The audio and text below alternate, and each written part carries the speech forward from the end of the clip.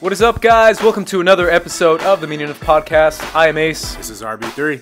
And Happy New Year. Oh, yeah. It's officially 2018, guys. 2017 is behind us.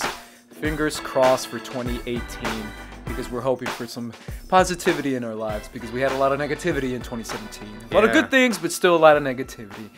And we have a good episode on this one, guys. We have Steven Spielberg Part 2. Because last week we did Part 1 where we talked about a lot of sci-fi, a lot of genre films that Steven Spielberg is known for. But in this episode, we're going to talk about a lot of his historical films, a lot of his dramas, a lot of his more grounded, serious stuff that, you know, Spielberg is also known for. Because he's known for both. He can give you the big blockbuster and he can give you the intimate, you know, Academy Award type film that people like watching as well. So Steven Spielberg is again what many consider to be one of the greatest directors of all time.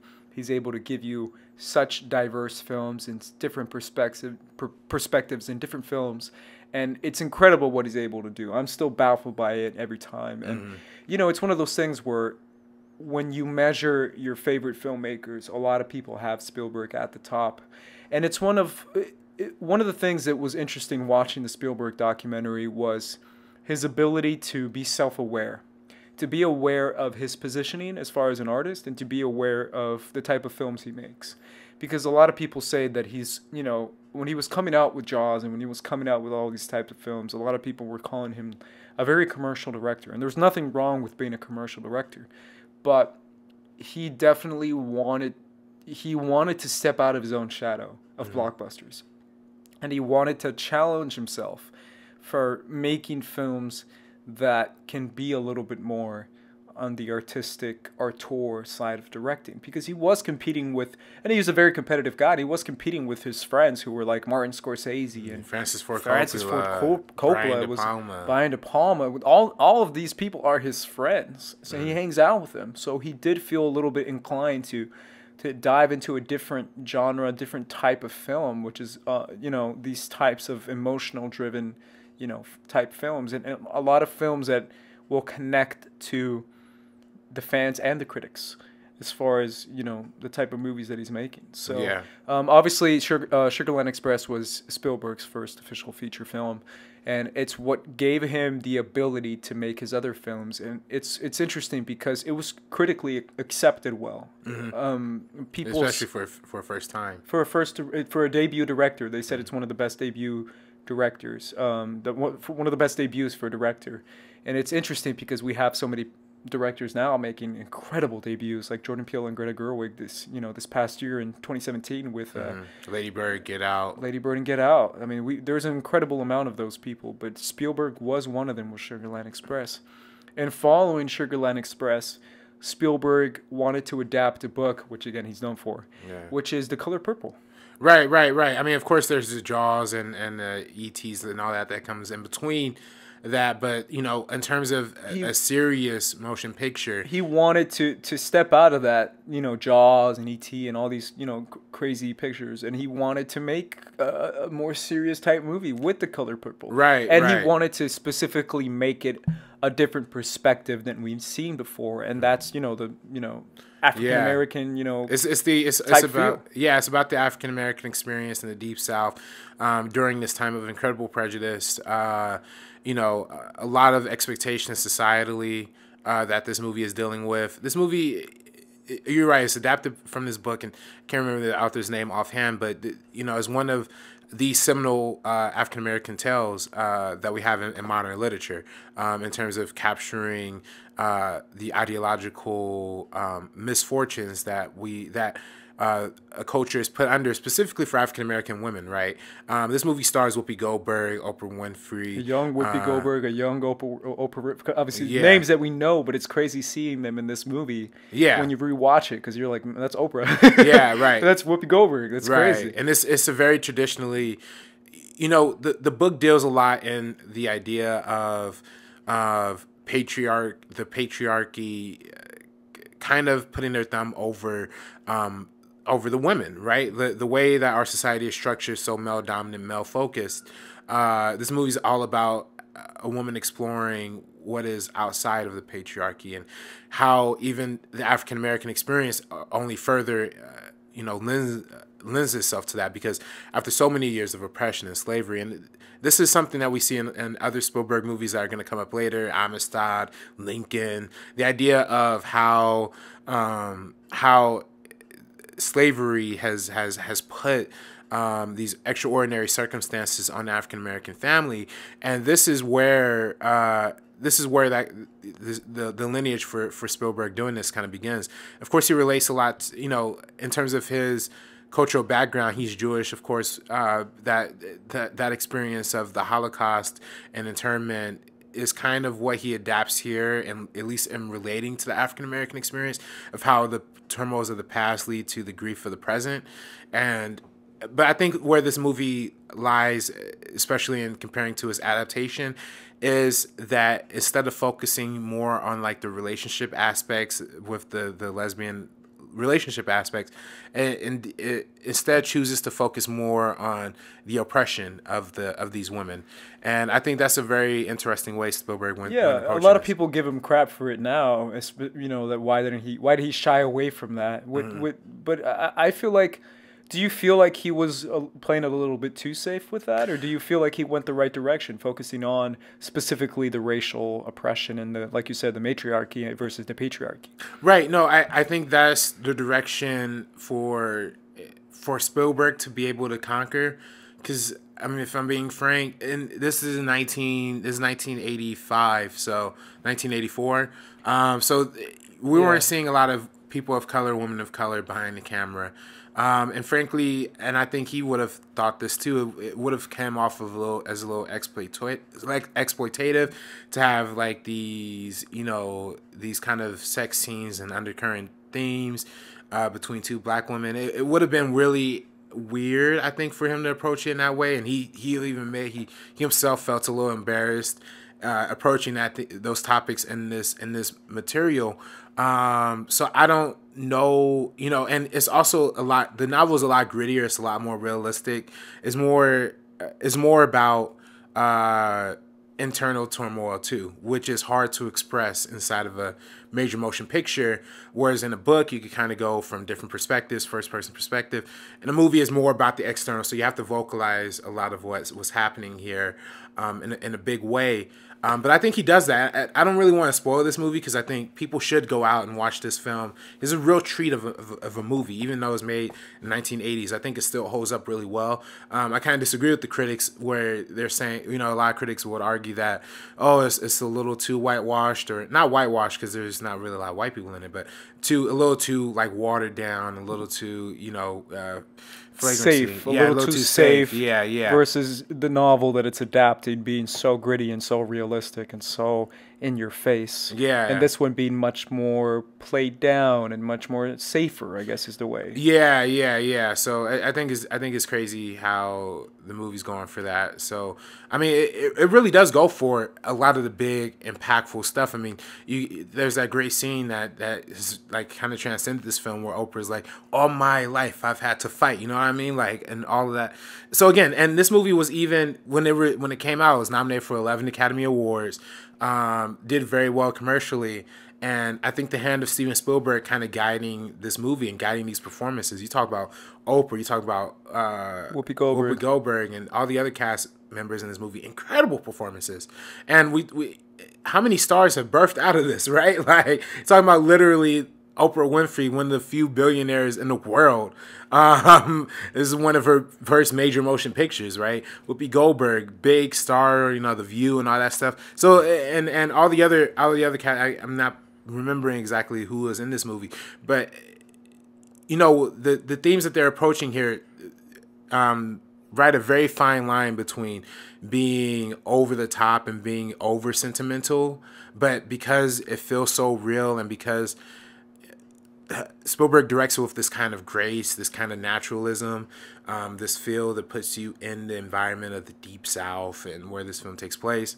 it feels right to me. So I want to ask you specifically, first of all, what was the African American reception of this film? I don't know off the top of my head. That's first. And then the second question I want to ask you, as far as having a director like Steven Spielberg being, like you said before, a Jewish director, but also being a white director, taking on these themes, these, very intimate, very delicate African American themes.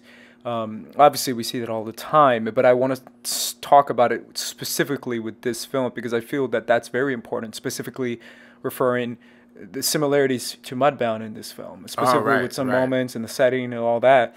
And Mudbound being directed by Dee Reeves, a black woman, versus black lesbian woman too. So directed by Steven Spielberg, who's a much more big commercial white director.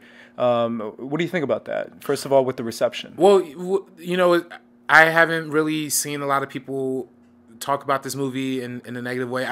I watched this movie when I was a kid quite a few times because I grew up in a very matriarchal female household. So watching this movie as a kid, that was very important. To me, at least, experiencing that movie that way.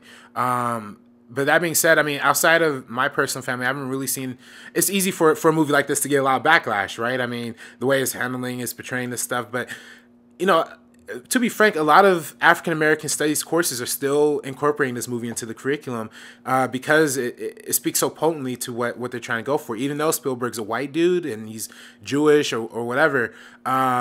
He's still approaching a lot of these heavy themes with enough care and enough respect to make it hit really hard.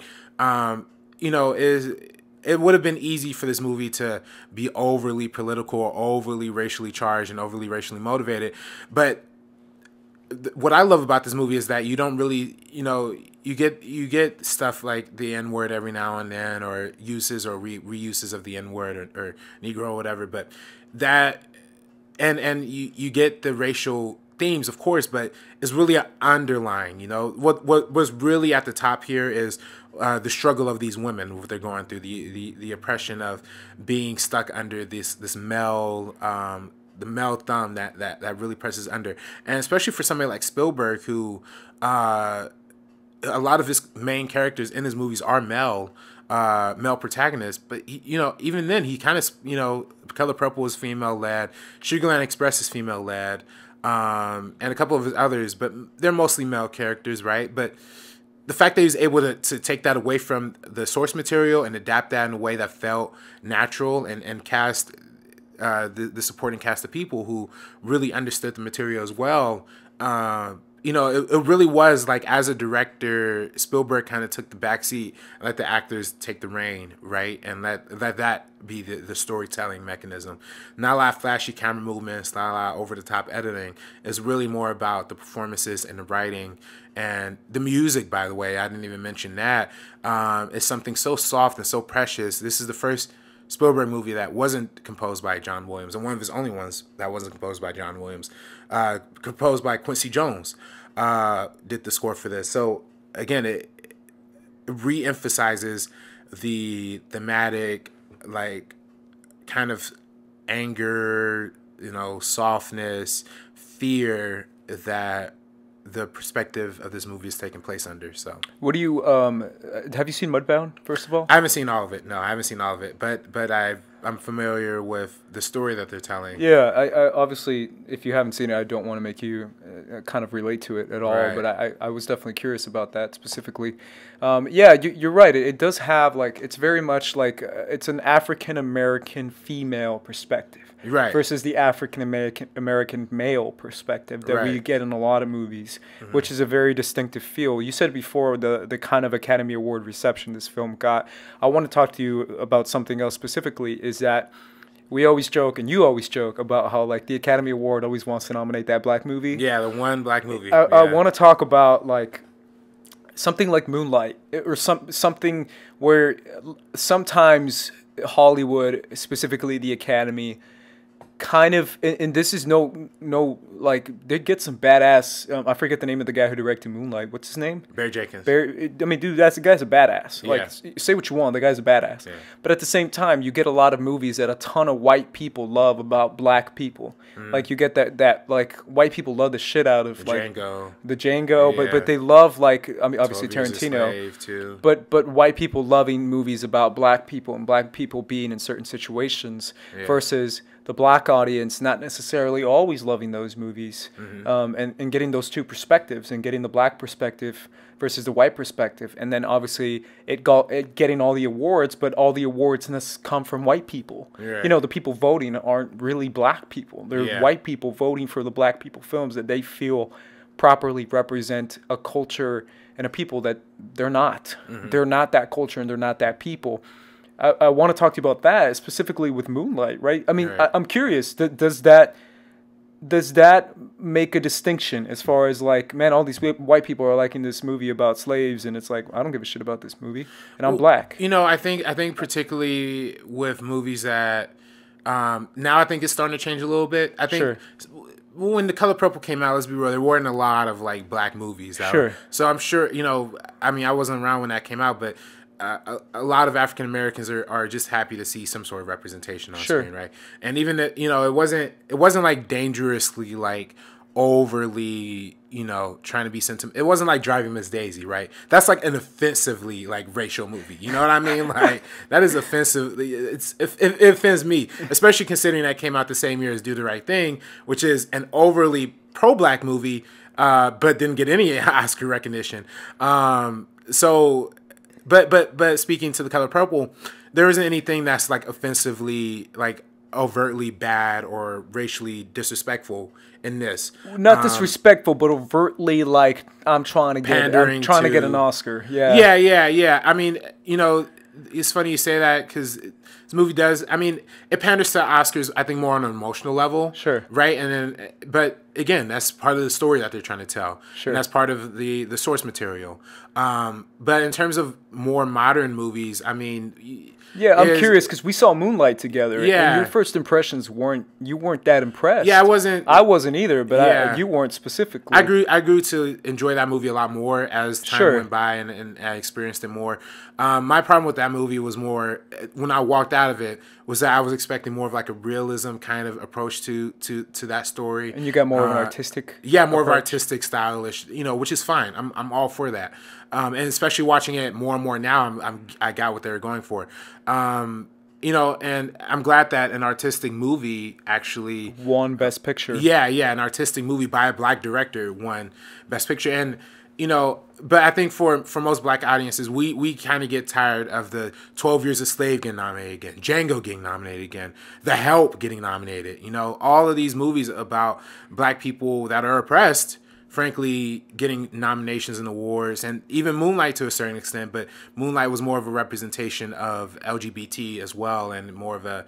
How did that go through? Because I think you talked about it a little bit as far as the black gay, masculinity. Black gay, yeah. Well, you know, that, I mean, I love the movie, you know, so I think that also that helps with its reception, and a lot of African Americans love that movie as well. You know, of course, there are going to be people who are homophobic that have a problem with that within the African American community. Yeah, but there's also a fair argument to be made that, you know, at least in modern context, we're not, you know, I don't know how good of an argument it is to make, but there's an argument that, you know, the Best Picture winners either have to be, the black Best Picture nominees or winner either have to be slave movies or gay movies. You know what I mean? What's the Will Smith one that he did like early on in his career, 6 Degrees of Separation, where he plays a gay dude. You know, no offense to that, and I disagree with that ideology. I think that's horribly misconstrued. But you know, again, a lot of people want to see themselves represented on television and on film in a way that they find respectful, and especially with Moonlight coming out in the era where we got like movies like Empire, or shows like Empire, which is also a big LGBT, impactful television show with an African American cast. So again, there's a lot of aspects of it that influence a lot of different factors in it. But I think overall, though, I think a lot of black people are just tired of seeing The Help The Help, literally The Help being nominated for Best Picture. You know what I mean? Like, or 12 Years, or we could go through all. You're tired of seeing movies of people kicking the shit out of exactly. Black and then when it's like, man, I love that movie where they beat the shit out of that black guy. And that's a good movie. Meanwhile, movies like Selma have a hard time getting Straight Outta Compton, Creed, movies that really do celebrate. Creed was badass. Yeah, movies that celebrate modern Black culture, and then even going back to the '90s. I mean, Boys in the Hood getting nominations, Driving Miss Daisy, where a dude's literally a driver. Meanwhile, we have this empowering pro-Black movie, Do the Right Thing, not getting Oscar nominations. Boys in the Hood was a Black director, but it's more of a story, again, more of a story of a struggle, more of a story of the inner city. But that did really well Oscar-wise too, though. You're saying it should be both. It should be a balance. Exactly. And I think especially when it comes to like Black directors too, because a lot of times when it's a big Black Oscar movie, it's either Quentin Tarantino, frankly, or another white guy. Yeah, another white guy. So, but now I'm loving that we're seeing like Steve McQueen having his shot. Even though he didn't win Best Director that year, 12 Years a Slave came out. He did direct that movie, and it did end up winning Best Picture. One thing I can say is that it has, and this is, I know you guys are probably thinking, this is a Steven Spielberg conversation. I feel like this is still relevant because the Color Purple leads to this conversation, and it sparks a conversation into modern times, because guess what? We're in modern times. And I feel like it is important because of the Academy and because of the Academy Award nomination that the Color Purple got. That this is a relevant conversation. But go ahead. No, I was gonna say I think it's also fair to say, this movie did get nominated for a lot of Oscars. Sure. 1-0. Good point. But it's one of those things though that I feel like one thing positive you can't say about those movies that a lot of people might feel like a lot of African American community might feel like, man, they're just treating us like shit, and then we win an Oscar. Yeah. And white people love that shit. It's one of those things, though, that it did launch a lot of great careers. I mean, Lupita Nyong'o being one, specifically from 12 Years a Slave. Steve McQueen being another, right? I mean, that guy wasn't that famous before. I mean, he did Shame. Hunger and Shame, yeah. Dude, have you seen Shame? Yeah. Holy shit. Movie. It's an incredible movie. Yeah. And he's obviously a fan of Michael Fassbender, too. Yeah. Because he works with him a lot. But it's still, I think that's great. I think no matter what, you get talent. You get people who, Barry Jenkins, you get people who are badass talent being observed, and I think that's always important. I'm sorry to cut you off again. Go for it. I think that's why I'm excited to see something like Get Out perform at the Academy Awards. And you know what's crazy is that Get Out is one of those movies. It's my movie of the year, and it's my movie of 2017 for a reason. A lot of people now might they just want that Black movie. No, it really isn't. I saw this movie with my mom, who's Latina, who doesn't speak English at all, and we saw it. She fucking loved it. I saw this movie with my dad, who's Mexican, and he saw this movie. He loved it. This movie can reach Mexicans, white people, Black people. This isn't just about. It is a Black film, and it is about blackness and all this stuff. But it's a movie that can go past that. It's a horror movie. It's tension filled. It's fun. It's funny. It's emotional. It's interesting. Rotten Tomatoes. It's sci-fi. It's both sci-fi and it's both realistic. It's relevant. It's socially relevant. To me, this movie's badass on so many levels that I get tired of people saying, black this, black that. It is, but at the same time, I feel like people can appreciate art when it's fucking badass art, no matter what. Yeah. So that's my spiel on Get Out. But I do want to say that, it is interesting because the Academy usually does cater to those movies, and I'm obviously we're in January 2nd right now, but I'm predicting that Get Out's gonna sweep the Oscars. And I know that might be like, well, what about Gary Oldman? All right, Gary Oldman's gonna kick ass, but I'm saying I guarantee Get Out will shock a lot of people. To be honest, I might be speaking too soon.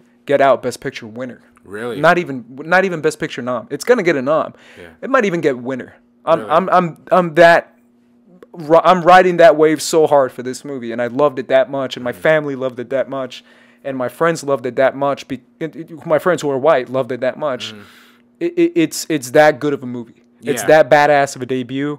It's that crazy of a script. It's that cool for sci-fi, and it's that cool for for African American community. And I think especially why, you know, so many African Americans have responded so well to Get Out is because it challenges the portrayal of African Americans, not just in horror movies, just in movies in general, right? The whole idea of the black man being able to outsmart this, you know, these circumstances, you know, this basically trapped in a house of like Stanford wives or whatever. That he's able to outsmart every other character in this movie speaks highly to what we're used to seeing in traditional horror movies. I think essentially what The Color Purple is bringing us into a conversation of is based on the Academy Awards. The Academy is starting to grow and get more, you know, get smarter and not just cater towards oppression movies getting nominated. So I think it's interesting hearing this movie broke the gate for that in a lot of ways, because before this, I mean, really the only movies that you saw black movies that you saw get nominated for Best Picture were either like Sidney Poitier, and that's it. Like, really, if Sidney Poitier was in it, it was, you know, he would have a good chance of getting some Academy Award looks. But really, outside of that, there weren't really any black movies that were getting the attention that they deserved. So I'm glad. And even with Sidney Poitier movies, it was either like Guess Who's Coming Home for Dinner, about a black man coming home to a white family, or the other one, In the Heat of the Night, which is a legitimately great film on its own, but it's more about like a police procedural under the guise of racial oppression in the South as well, in Mississippi. But with The Color Purple, it really opened up the floodgates for allowing African American women to have the spotlight too. And that's different. Yeah, it's different, exactly. And the fact that Spielberg took the risk, and he honestly, he'd probably be the only one who was able to get a movie like that made. I mean, that's a good point. Being frank, I mean, using your power for good, using your enormous name to get into a film from a different, diverse perspective. Right. So yeah, again, and not beating us over the head with it, and making it an underlying current, but still having a main objective to the story with these characters. That's what's most important here. So, awesome. Let's move on to Empire of the Sun, which is the next film of his that is also kind of historical and dramatic and all that. Early Christian Bale. Christian Bale, man. Yeah. Christian Bale, I'm telling you right now, is going to go down as one of the greatest actors of all time. That guy is incredible. Like he can transform himself. He's one of those actors like. Have you seen pictures of him playing the freaking George Bush movie that's coming out? Yeah. He's playing what's his name? The vice Dick Cheney. Dick Cheney. Yeah. Dude, he looks like a monster. Like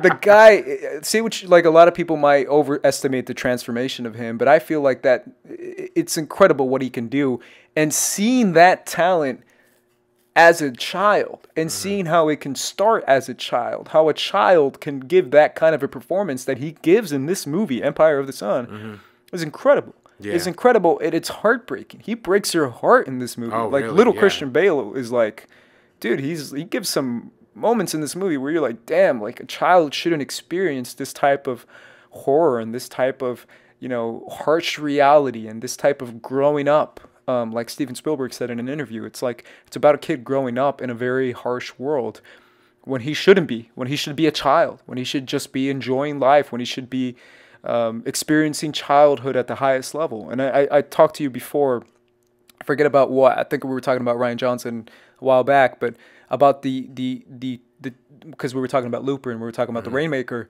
and how important it is for a child to have a childhood, and how important it is for a child to have a balanced, joyful childhood, because he's able to receive that kind of mental stability and go into the real world and go into life as a mentally stable person who experienced a good childhood, versus people who have had rough childhoods who usually experience, you know, mental health problems and mental health issues because they're not ready for that harsh reality at such a young age. And it's crazy because he breaks your heart in this movie, man. And this is another, I feel, great Steven Spielberg film that really gives a lot of emotion and iconic shots and incredible moments and difficult moments that really stick with you. Yeah, I mean, that whole moment at the beginning where he actually like loses his parents during this takes place in Shanghai at the beginning of World War II, if I'm not mistaken, when the Japanese were invading China.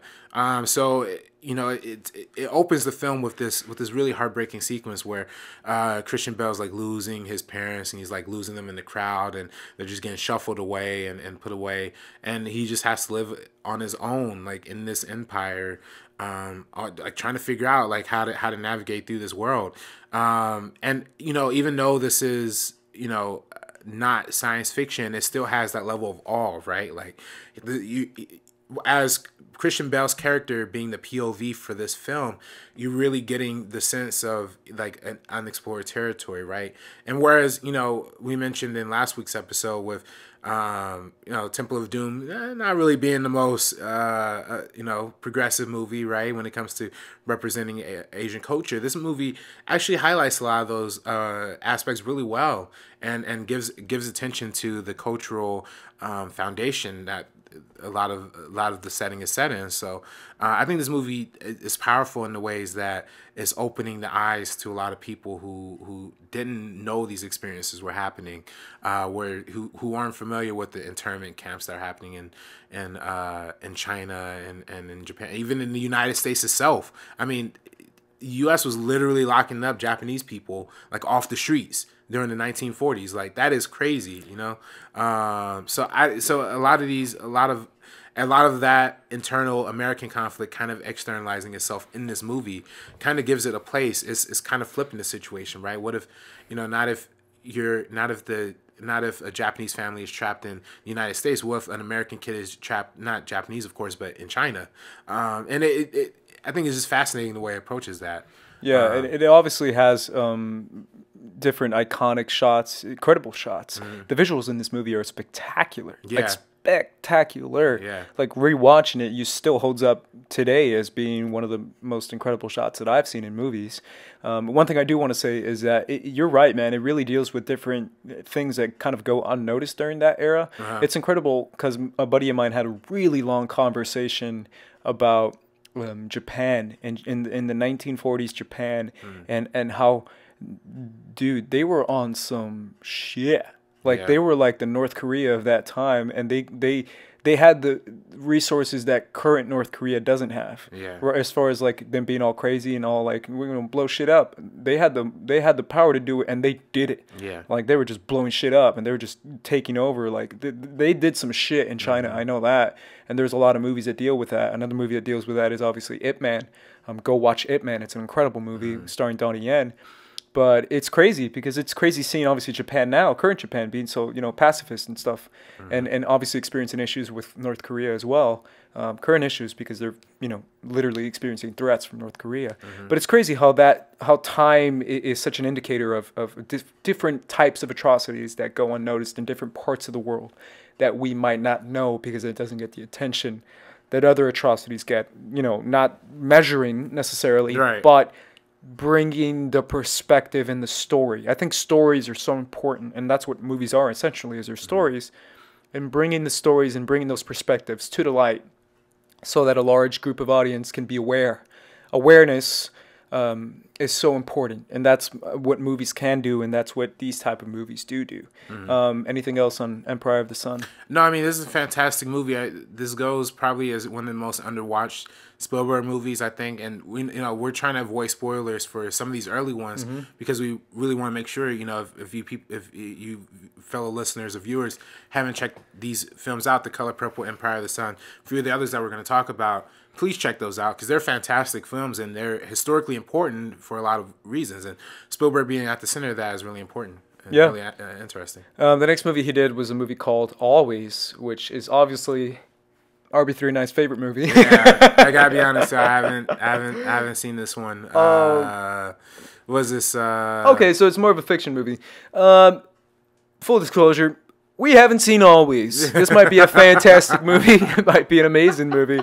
But it's on our list in order of Spielberg movies because we're going obviously in order of release. And Always didn't reach our other list, so it is now reaching this list. And with Always, we will always watch Always. Always watch Always. People. It's more of like a fictional tale about an airplane and a deceased person and a ghost. So That obviously, sounds like a Spielberg movie. it's not the kind of Spielberg movie we're talking about on this podcast. Yeah, However, yeah. so we're gonna move on to his next movie on our list, which is Amistad. Okay. This is a movie that is again another one to do about slavery. Matthew McConaughey's in it. Damien Hanju is in it.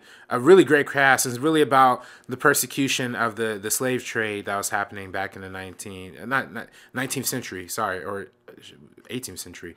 Not sure exactly when it said. Morgan Freeman is in this. It's an incredible cast. It's essentially the courtroom fight and the battle for like the slavery prosecution like process that was happening back during that time. came out 1997. 1997. Okay, so this is same year as Jurassic Park 2. Same year as Jurassic Park 2. Another year where he flips. Where he does both.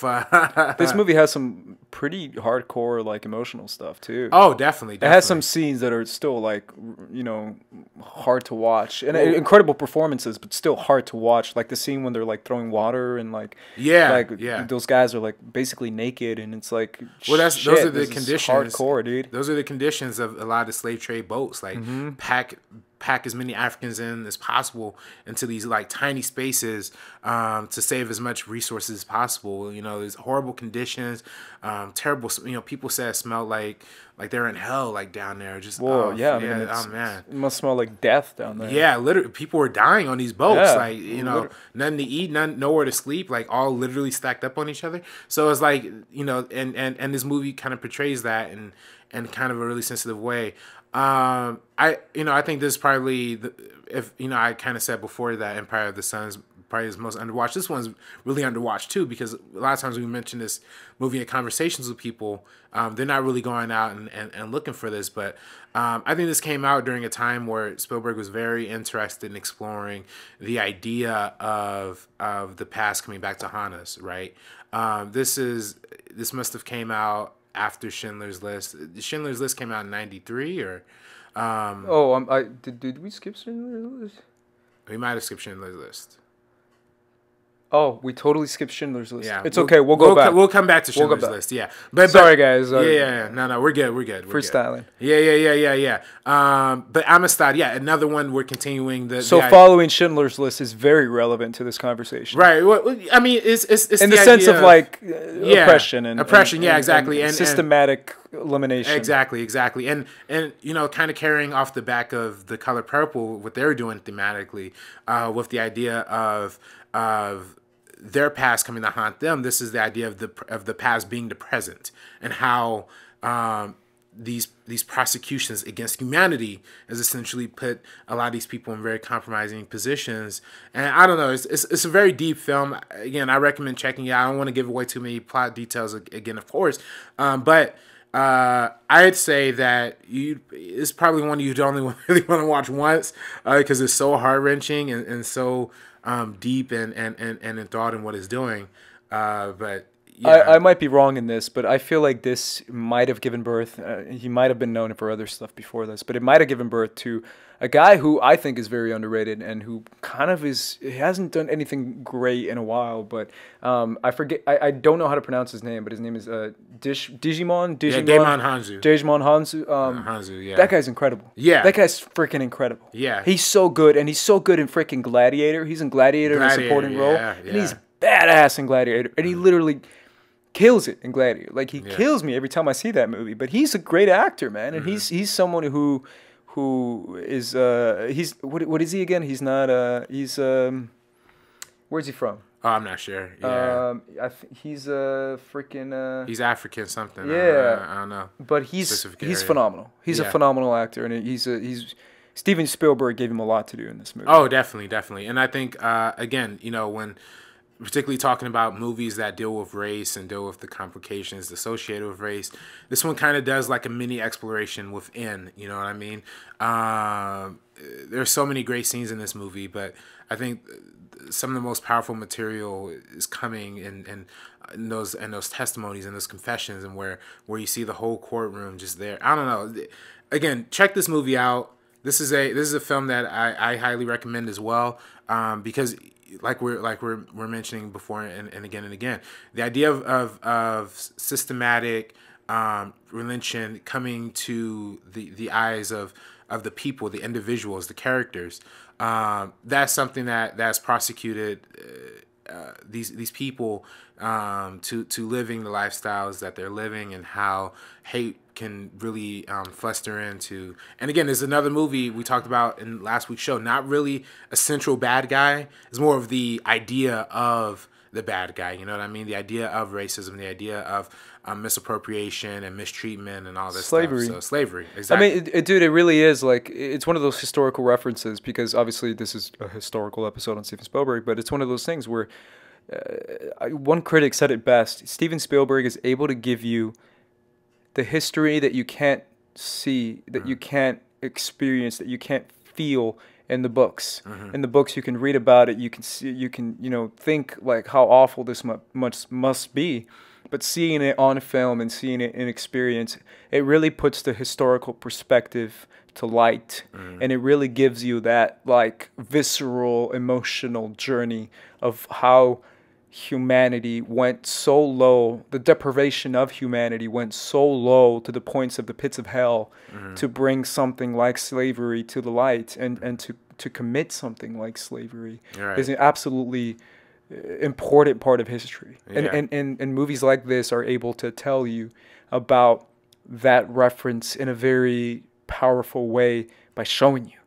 And making you experience it. And it's important because obviously, you know, everyone should know about it, and everyone does know about it. But it's important because it is, like you said, something that went through, like, dude, even after like freaking Lincoln, and we went after all this stuff, and went through hundreds of years of systematic oppression in different ways. People found different ways to oppress black people, all the way. I mean, dude, leading up to the '60s and the Help and all this stuff. And it's crazy, and it's very important, and I feel like Spielberg was able to bring that out in this film. Let's go back to Schindler's List. Obviously before Amistad. Sorry about missing that, guys. Came out in 1983, which, funny enough, is the same year as Jurassic Park. And obviously this is one of the most incredibly... I honestly think like it's one of the most... It's gonna go down in history as one of the most powerful films ever made. Like it's that crazy. Like it's that emotionally moving. It's that emotionally powerful. It's that incredibly artistic. It's that incredibly, like I said before, historical perspective coming to life and showing you this era, which wasn't that long ago, how depraved and how awful humanity can be in this, you know, area of the world, which is obviously the harsh realities of the Holocaust. And the Nazis and people, the systematic killing and the systematic elimination of a group of people. Like that's just incredibly, you know, disgusting. So Schindler's List is able to dive into those things and give you, you know, a different perspective, and give you a story that took place that is absolutely incredible, and that a lot of people should listen to. It's based on a book, I believe, by I forget the author, but it stars Liam Neeson, who is a phenomenal actor. Oscar Schindler. That's Oscar Schindler, and he actually got an Oscar nomination for this movie too. I don't think he won, but I think he got a nomination. Obviously, this movie got a ton of nominations. But let's start there, because let's start with Liam Neeson's character, obviously, and Liam Neeson's performance. Oscar Schindler is a very, you know, powerful, you know, businessman and all that, but Liam Neeson brings so much depth and so much heart and so much character. I don't know. He has such a big presence on screen, obviously, because he's a big guy, but he's a very powerful actor, and he gives a lot into this performance, and Steven is able to get that out of him. And really, there's an interesting point in that doc when when Liam Neeson says that he felt like a puppet at one point, because Steven was directing every hand movement and every twitch and even the way he smoked, and he felt like, man, dude, you don't even know, I'm trying to smoke how to smoke, and you're telling me to smoke a different way. And it's like he felt like a puppet. And he was told that, you know, let Steven do what he do. Steven is a true artist, that he's able to take every minute motion and every minute gesture and make that a very specific thing. It's like a stroke of the brush in a painting, and that's what Steven is able to do, and that's what he did with Liam Neeson's character. So much so that he got a nomination off of it. But what do you think of his performance in this movie, and the fact that it's basically his POV, but he's able to bring so much heart in him and so much change? Right. I mean, I think this movie definitely. I mean, it's about Oscar Schindler, right? It's the idea of him being conflicted because obviously he works for the government, he works for the Nazis, and he's forced to give this list of people who to prosecute, who not to prosecute, right? So it's like it's dealing in the fact that once we meet his character, he's already conflicted by the ideology of the Nazis, and it really is one man's strive to try and fight what is happening in the system of Germany, 1930s, 1940s, right? Germany, and how he's just trying to save his people. He's just trying to hold on to who he has.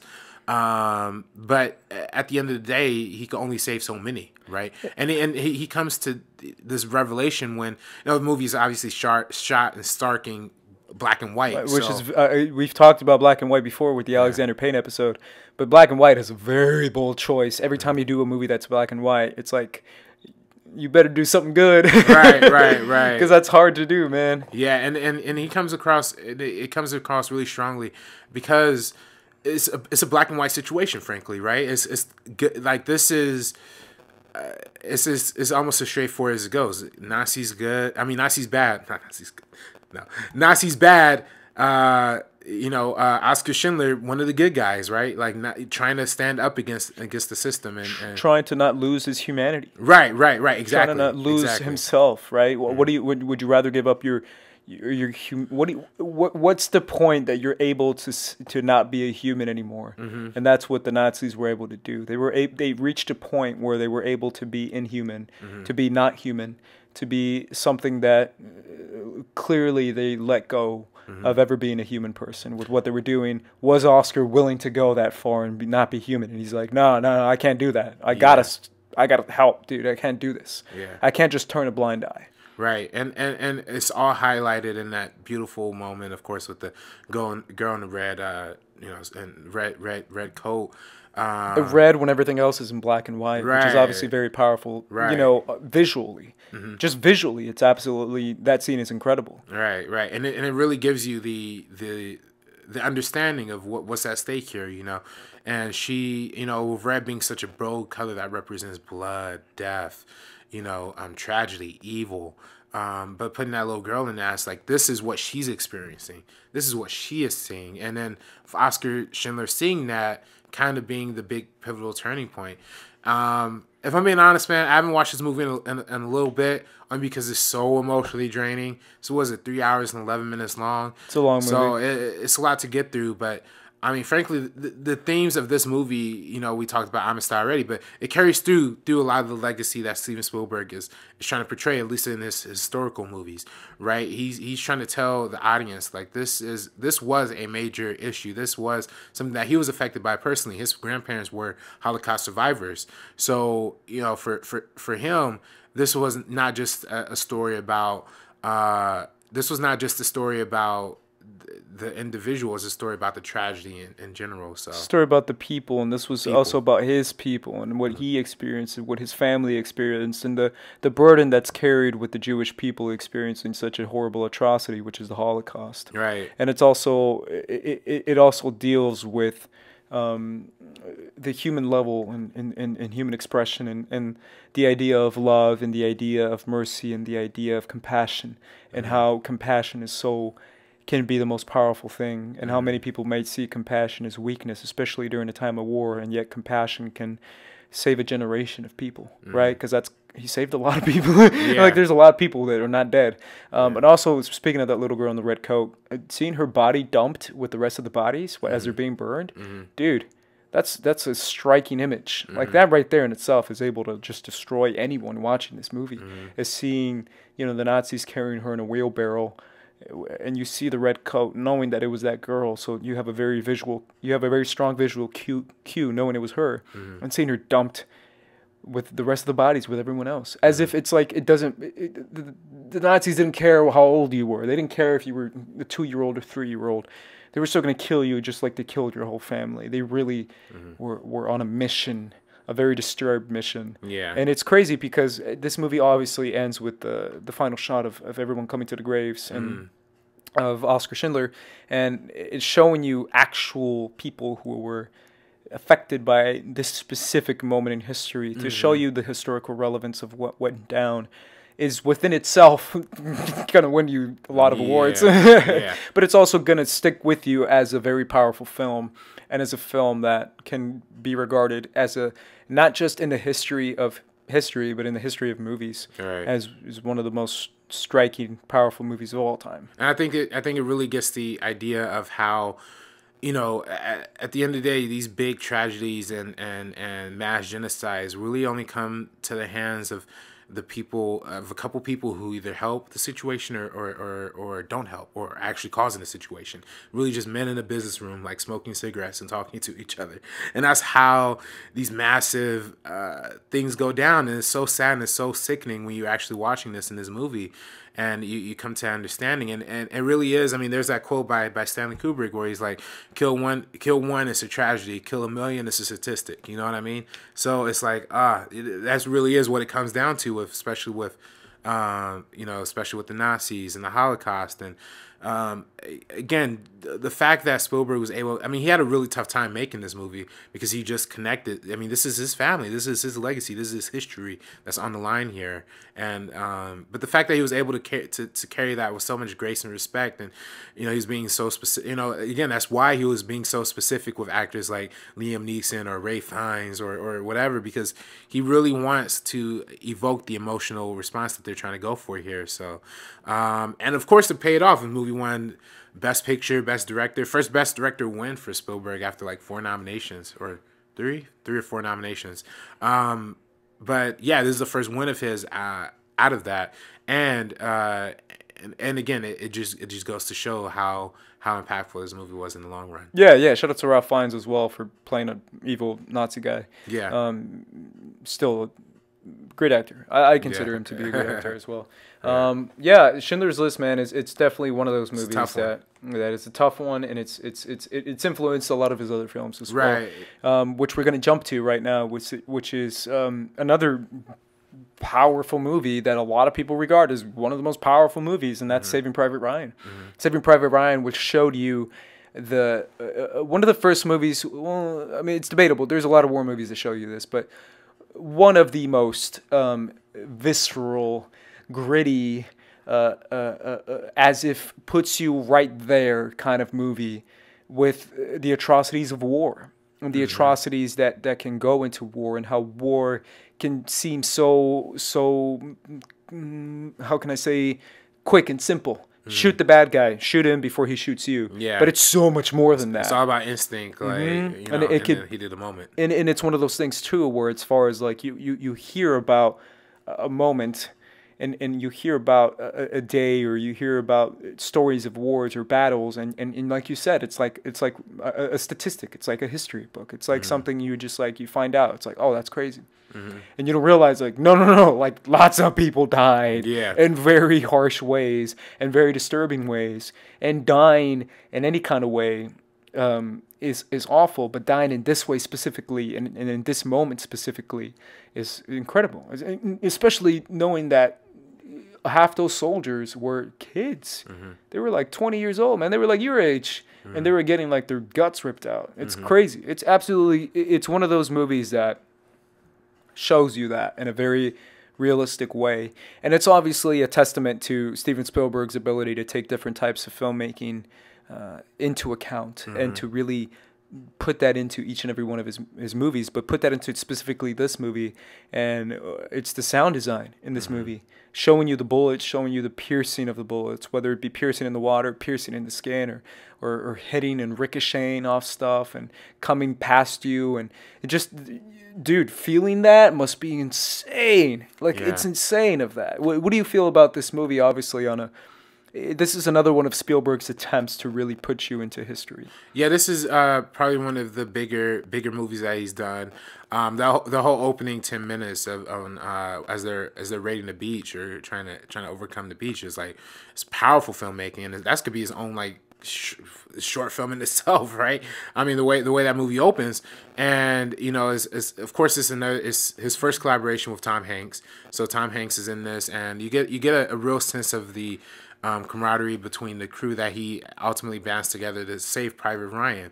And but you're right, it's about the visceralism of war, right? And it's so visceral, the way he directs this movie, you know, with dropping the frame count when you know he's shaken, or the sound design, like you mentioned, the way the camera moves, the way the camera functions, the way how sometimes it will actually cut to Tom Hanks's POV as he's running up the beach, and like it's a very subtle thing. It's hard to notice, but it will actually cut to his POV. So those moments like that are what really makes it, you're put into the heart of this character, and as an extension, you know, this guy puts his heart into his team, to his people, weirdly enough, including Vin Diesel. But he's great in this movie, man. He is great. Yeah, this was the first, wasn't this like Vin Diesel's like first major? Yeah, it was. Yeah, shout out to Vin Diesel. Yeah, so still making that money. Yeah, Vin Diesel. Yeah, the Fast and Furious man. Making so much money in that movie. Big money. But I just love seeing him in this, and the same with everybody. Paul Giamatti, the slimy guy from Avatar. I can't remember his name. Giovanni. I don't know. I can't remember his name. But a lot of great actors in this movie. You know, to say the least. And of course, do we want to spoil this one? I mean, this one's more culturally like out there. A lot of people have seen it. If you feel like it adds to the conversation, I'm okay with it. Well, it's just the fact. I mean, you know, it's the fact that they're all banding together to find Private Ryan, right? Who is the last person in his family to, you know, all of his brothers had died. They're trying to get one back to the family. You know what I mean? So, you know, and in the end, we realize that is Matt Damon, right? So when Matt Damon, you know, they spend the whole movie trying to find him, and he's like, I don't want to go anywhere. Are you kidding me? Like, and they basically have to drag him back and take him back home, and as a result, we end up losing a lot of the cast and the crew that we have become, the cast and the team that we have become familiar with along the way, including you know, our central character. So it's really the story of sacrificing lives and multiple lives just for the sake of one. You know what I mean? And that's ultimately what the heroism of war is: being able to sacrifice yourself for somebody else.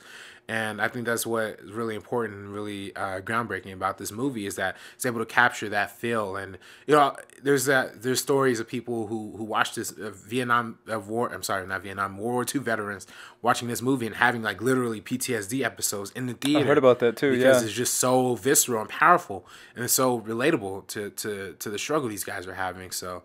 Again, I think this is a masterpiece. It is Spielberg's filmography. It's a masterpiece in filmmaking. Yeah. It's another one of those movies too that he felt like he needed to have an ending that is like a dedication and like an honor of the veterans of World War II. And it's also another personal film of his too, because he heard stories from his dad who had some, you know, encounters in war and stuff during that time in World War II. And it's crazy because it was a period of time that, as a kid growing up, like we talked about in the last week's episode, that he knows so much about because he heard so many stories about it, and he was obviously fascinated with it because it's as a kid you grow up with these incredible, you know, stories of heroic moments that people are going through. So it's absolutely on a personal level for Steven, another, you know, personally.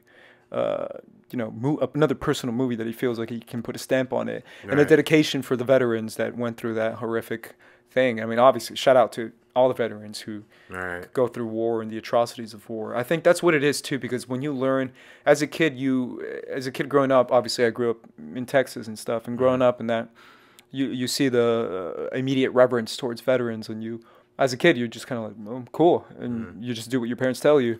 But when it is one of these are the kind of movies that kind of show you why we give so much to veterans in the sense of like Veterans Day and all this and remember and all this stuff and honor and it's because of like, dude, if you can go through this shit, like, bro, like you deserve all the awards.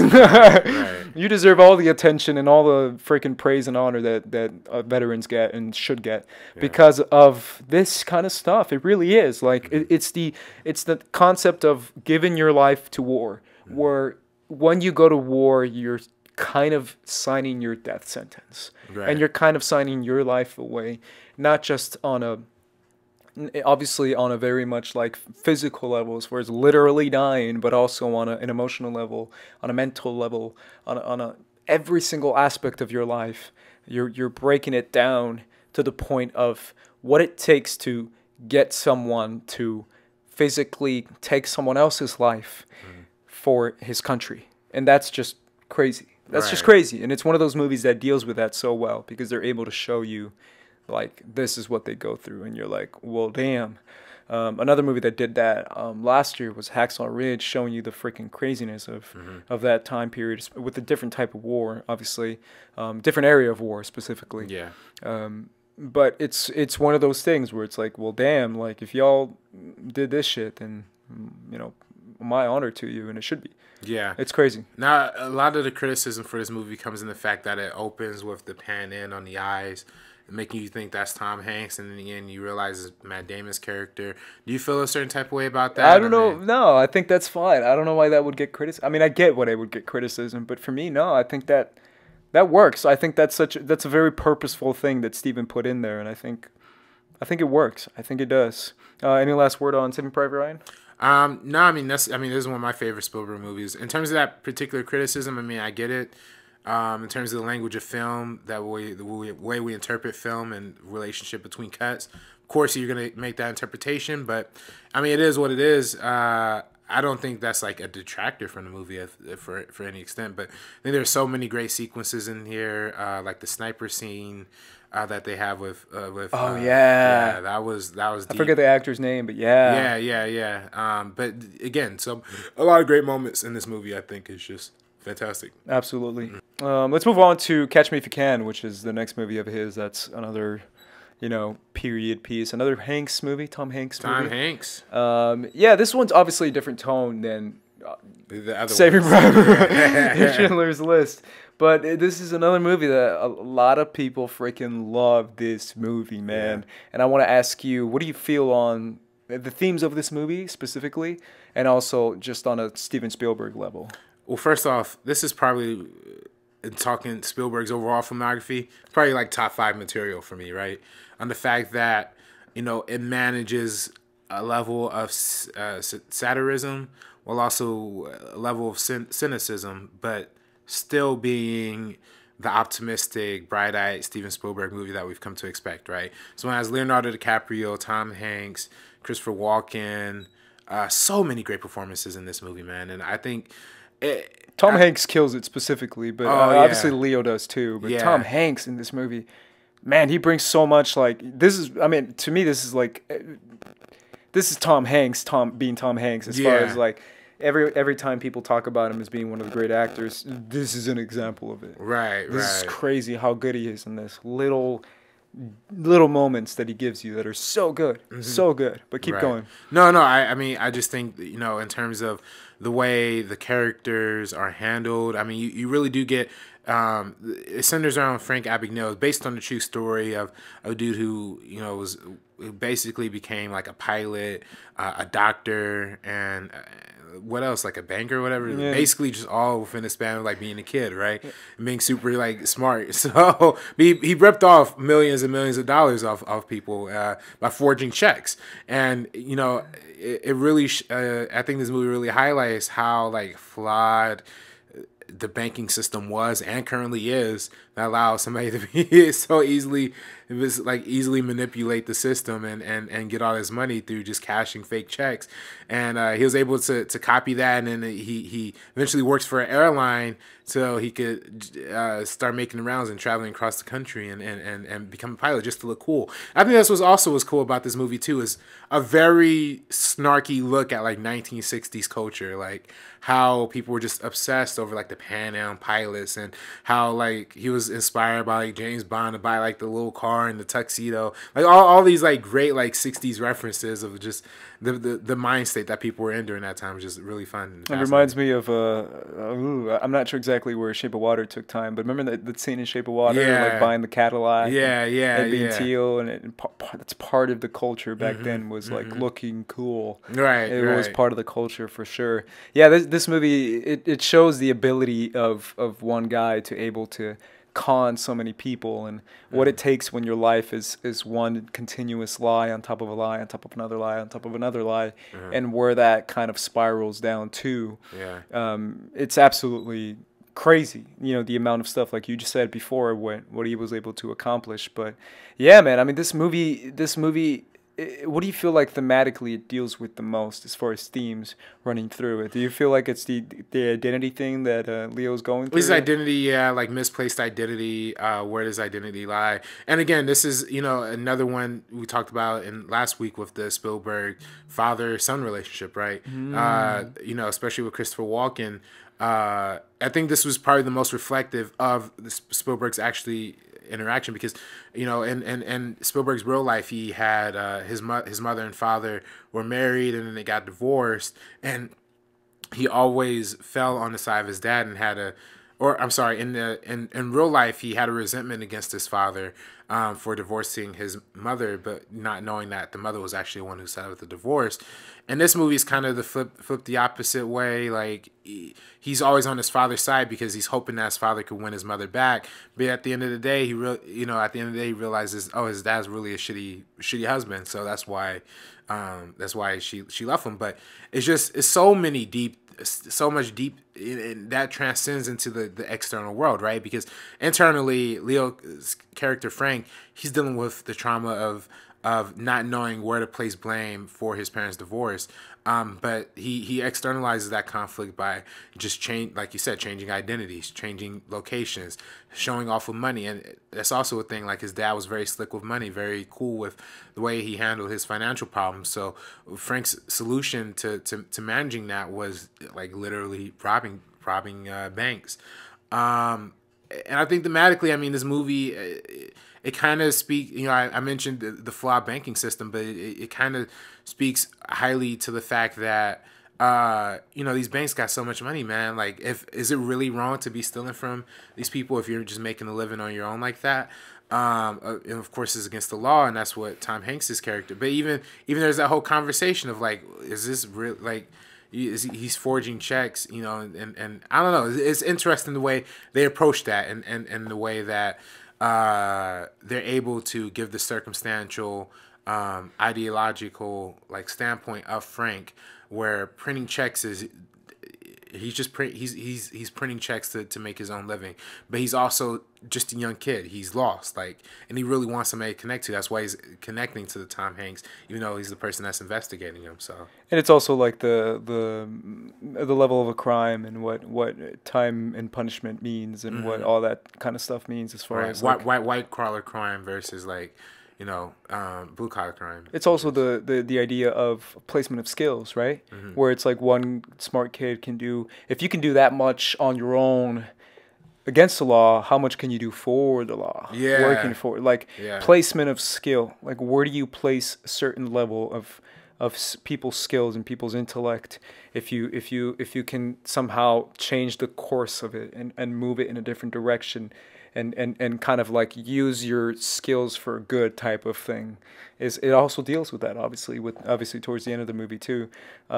It's interesting. It's interesting as far as like what you can do when you have the ability to do so much, and when you can do so much, you have a responsibility to not just fend for yourself but fend for others. Is it, I don't know. I don't know if that you feel that as well. Yeah, it's like a Robin Hood kind of mentality is coming through, and you know, of course, Amy Adams is in this movie as well.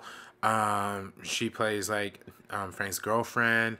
And there's some interesting stuff. He also becomes a lawyer, which is like, just shows you how a fucking like a 20-year-old kid could just read a couple books and study to become a lawyer in like 3 months, right? So it's just funny how, again, all of these elements are just stacking on top of each other, of how, like you said, he has the skill, he has the intelligence. But what happens when he takes that out and starts using that, you know, working for the people that are hunting him down, the FBI? Because obviously they can figure out who he was. It took like a really sharp investigator to try and piece that together. But without Tom Hanks, nobody would have known he was ripping off checks. So just interesting how that. Yeah, it's also kind of like a cool little. I mean, obviously not as deep, but it's still like a cool little look into that era of the FBI, right? Yeah. Because the FBI back then was like, you know, just kind of starting out. Yeah. And it really was obsessed with, just like they say, you know, Federal Bureau of Investigation, because it's all about investigating. It's all about that kind of stuff. So it's a very interesting movie. It did get a lot of Academy Award nominations, right? I think it did. This came out the same year as Minority Report. I know that. And I mean, the fact that it's based on a real life story is what's most incredible about this, right? The fact that all of this really happened, and it opens, and again, kind of riffing off the 70s or the 60s culture, opens with like that game show, right? Like, and the whole game show point of that is the question of identity and of the compatibility. So. It's fascinating in that way. Absolutely. Let's jump over to Munich. Well, the Terminal, we're skipping over. Oh, we did? Over, yeah. Damn it, man. I always skip movies. We can skip the Terminal. Let's be honest. No, we can't. It's not the greatest movie Spielberg has made. This is one with Tom Hanks. He plays like I don't know if it's Russian or do they even really say the country? They do. I forget though. Yeah. I totally forget. Yeah, this movie. I'm curious. Why don't you like it? I mean, it's just silly. It's silly. The whole point of the movie is this guy stuck in an airport because his foreign visas got like trippy or whatever. But it's still like a little. I mean, it's not the greatest think piece on immigration, but it's still like. Yeah, it's a thing. Exactly, it's a think piece on immigration, but it's a think piece on immigration. Yeah, exactly. Yeah, and it touches on the ideas of post 9/11. Like airport, you know, like not airport activities, but it's you know, it kind of touches on why, like, the idea of the other being in the American airport, and what is he doing there? Why is he like just hanging out there? And they have that whole big interrogation scene near the end where yeah. So again, like they're trying to they just thinking this dude's like a wacko trying to like, you know, take it out, but he is a wacko, but he's just weird. You know what I mean? Like, he's a very weird cat, but he's trying to get to back to his country. He can't get back. The visas have been, you know. What are your thoughts on this movie, though? I think it's all right. I don't think it's as bad as you're saying. It's not bad. I don't think it's the worst movie, like RB3 just said. No, it's not the worst. No. RB, I'm just destroying you, dude. I'm just messing with you, man. No, I think it's an interesting thing, right? Because we dealt this year with a very not the same thing, obviously, but a very relevant thing as far as banning people from certain countries. Right. I mean, dude, the thought of that, like that blew my. When that was taking place, I was kind of pissed, obviously. But that to me is that movie comes in. This movie comes into relevance with that, right? I mean, I think so. I mean, think about that. I make the connection. Think about that. The Muslim ban, dude. The fact that you're specifically identifying 7 different countries to be kind of outlawed from coming into this country just because they're from that country. I mean, that's the textbook definition of racism, if I've ever heard it, right? I mean, telling you can't come here only because you're from a certain area, damn. I mean, that's relevant within itself. So when it comes to that, that's very important in the movie too. Right. But it's interesting because all of Spielberg's movies, well, not all of them, but a lot of them deal with kind of like the American feel, right? We just talked about Catch Me If You Can, which kind of deals with that too. But it deals with like the American feel, the American perspective, whether it be the sacrifice in Saving Private Ryan or the craziness of you know, Leonardo DiCaprio's character in Catch Me If You Can.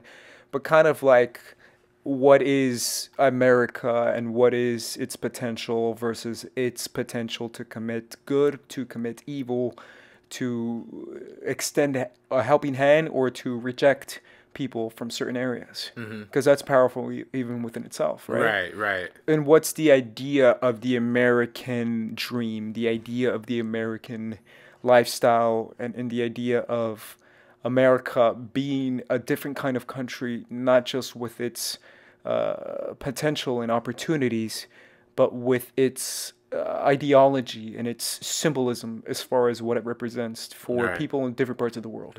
Because for people in different parts of the world, it represents an opportunity, and it represents an ideology and a symbol of success. Dude, as someone who spent a lot of time in Mexico, obviously, you know, and a lot of people know, I lived my life in border towns, and I lived my life across the border, one way across the border, the other way in Texas for a long time, and in Arizona too. But it's one of those things where it really is, it's stark, dude. It really is one of those things where Mexicans and other people, and they see it as like, damn, I just have to get there. Have to. And even when I spent time in Colombia, it's funny when I tell people, and obviously in Spanish because I speak Spanish, but telling them I'm from America and kind of getting their reaction, being like, oh, like really, that's crazy. And it's like, you know, obviously most of the kids I told, and they were kids, but they were kids, and they would kind of have an idea of foreign kids having an idea of what America is. But for those reasons, I think, obviously the movie doesn't get that deep, but for those reasons, I think the movie can be relevant and can be interesting in what it is saying. But I mean, I don't know, it has some cool moments. I mean, that moment when he's coming through is kind of cool. You know which moment I'm talking about, right? When he actually gets through and all that. But it's not the biggest standout Spielberg film, right? Zoe Saldana's in this too, right? I think so.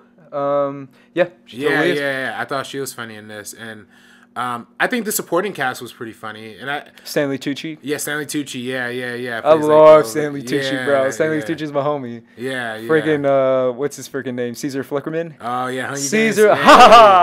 Caesar Flickerman. I freaking love that guy. That's my dream, bro. I'm gonna be, obviously I'm not gonna be evil like Caesar Flickerman, because he turns out he's evil, but one of these days I'm gonna be the Caesar Flickerman of of movie podcasting. There we go. But I love Stanley Tucci. No, he's good in this. I think. I don't know. I think essentially when I saw this movie, and I saw this like actually, it's one of those movies that like my teacher just put on, like when the sub was on. Sub was substituting or whatever. My history teacher. But it was. I think it's a fine movie. I just always get thrown off by the Tom Hanks accent. You know what I mean? That's a little. Don't get me started, dude. I was gonna ask you, but you jumped the gun. Pro Tom Hanks, you know, playing this character from this country accent, or anti? What do you think? I mean, I think it's kind of weird. It's a crazy accent. It is next level. Like crazy. And he probably nailed it, but for our ears, it doesn't sound like he nailed it. Yeah. So because it almost sounds like this sounds a little crazy. I thought it was like an SNL sketch, like almost. You know? What I mean? Like, I'm with you. I'm 100% with you. So I don't know what country he's supposed to be representing, but. It's just crazy. That just always throws me out of the movie just a little bit. So. I forget. Is it? No, it's not Lebanon. Whatever. Let's jump over to Munich. Munich is one of those movies that it's another gritty movie, and it's another movie that actually took place because it happened in the Munich Olympics, and it's a movie that deals with a very delicate topic, a very complex topic, and that's the topic of the Middle East and the tensions and the craziness going on in the Middle East that's been going on for freaking forever, right? A dwelling conflict that just keeps boiling and boiling. It's incredible. It's incredible for how far back this goes and how this deals with, like, just reading up on it and really studying up on it this year, because I tried to as much as I can. Is absolutely fascinating, and hearing people's perspective from it on a personal level, because there's a lot of Middle Eastern people in LA, and there's a lot of Jewish people in LA, and there's a lot of like different perspectives and different. Yeah, I've met a lot of Palestinians this year, which kind of gave me a different perspective, and I met a lot of people from different areas. So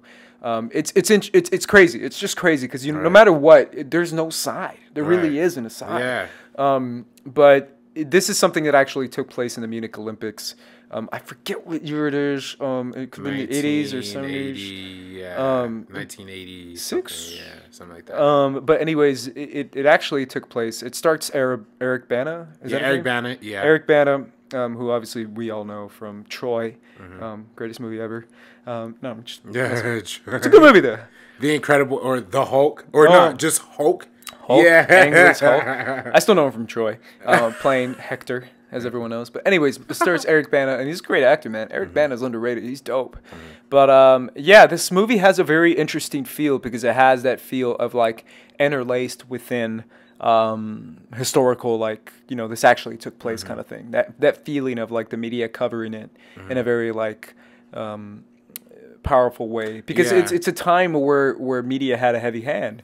Yeah, I was gonna say that the incorporation of the media in this movie is probably the biggest thing to take away from it, because it's like how the media is choosing to cover these attacks, and how under the surface you see Eric Bana's character kind of dealing with it on a more personal level, like trying to overcome overcome his beliefs and fight for what he believes in, but meanwhile the outside world, the media, is just seeing it from the broader scope and broad perspective, and how his fight and his plight goes largely like pretty much unnoticed, right? I mean, so it's fascinating how speaking on the media, how inhuman almost that aspect of this movie seems as compared to the very human stuff that's happening with Eric Bana. Of course, we have other cast members, Daniel Craig, dude. Yeah. Freaking every time Daniel Craig comes up on this podcast, we talked about him in Matthew Vaughn, but I freaking love Daniel Craig, man. Everything that he's in, I freaking love him. But yeah, he's great in this movie too. Yeah, absolutely. Yeah. And I think they're going for something very specific, and in terms of relating this to terrorist attacks back during that time, to the modern stuff that we're seeing now, especially in 2001. This movie came out in 2005, same year as War of the Worlds. Another year, Spielberg. Think about it this time too. Like, it's technically not the same year, but The Post and Ready Player One. They're coming out within the span of 2 months or 3 months. Well, literally, Spielberg shot Ready Player One and was editing, and then he was like, "Oh fuck, I need to make The Post," and then just made it, and then like it's coming out. Like, it's crazy, dude. Yeah. But anyways, yeah, it definitely is one of those things that Spielberg can handle both types of movies. Right. But what does this rank for you as far as like Spielberg films, and as far as like the kind of films that he does? Because I think this movie's kind of underrated. I don't know what you feel about it. Yeah, it's pretty underrated. I think that, it doesn't. It's a different kind of energy than most other Spielberg movies, right? It's as much about the human emotion as it is about the experience, right? The tension, the suspense that's behind these tragedies and what's happening. So it's a little more interlaced with like not as many big character moments and big emotional beats. It's also because it's based on the real life circumstances that a lot of people don't want to talk about, frankly. So a lot of people kind of dodge the discussion around this movie that they're kind of setting forth. I want to talk a little bit about the idea of a man on a mission. Right. Because that's kind of what the running theme in this movie is, the idea of a man obsessed with a mission. It's parallel themes. Yeah. And it's one of those things where it's like coming from a perspective of two different people or two different ideologies or two different missions. And the idea of like you're just obsessed with accomplishing something, and you're the idea of like masculinity specifically too, and I know it doesn't say it in the movie, but I'm taking it away from it, right? And I'm saying like the idea of a man who's gonna accomplish something that's like powerful and for my people or for my good or for my country, no matter what it is. And the idea that you get from the perspectives in this movie is very powerful, because that's what we see now. Is we see a lot of people who take on missions and that become atrocities, and that become terrorist acts, and that become mass shootings, and that become horrific things that take place because of one man's thought process and one man's obsession and his belief with completing a mission, whether it comes from religious belief or whether it comes from whatever ideological feelings towards a group of people. It's incredibly powerful. The type of devastation that one person can cause, and the type of change that one person can cause if they're willing to go too far, or if they're willing to go far enough. Right, exactly. Yeah. It's very interesting, and it's very interesting dealing with those things because it's definitely one of those themes in the movie. Another thing I want to talk about with this movie is the setting, and obviously, I'm a guy who a lot of people love the Super Bowl and stuff, and I freaking love the Super Bowl. But I'm one of those guys, and I found out a lot this year. Well, not this year, obviously, but last year, that